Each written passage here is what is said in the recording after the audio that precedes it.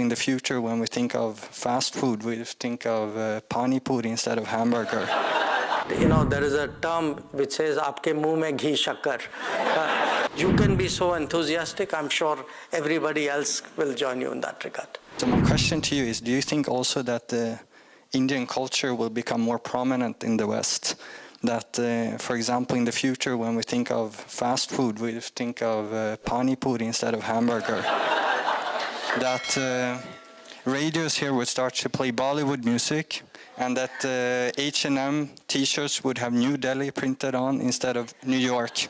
The question about the observations about Indian culture, I don't know if you follow Hindi, but you know, there is a term which says, "Aapke muh mein ghee shakkar."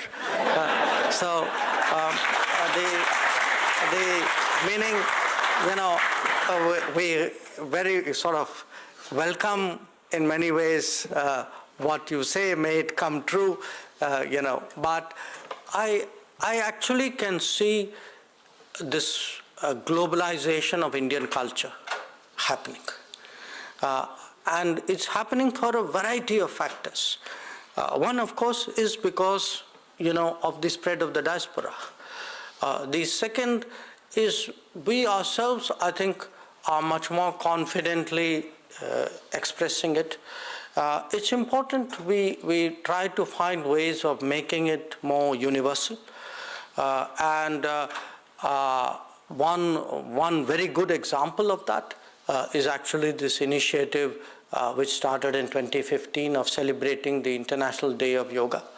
I mean, when the idea first started, Prime Minister spoke about it in September of 2014. He had come to the US at that time.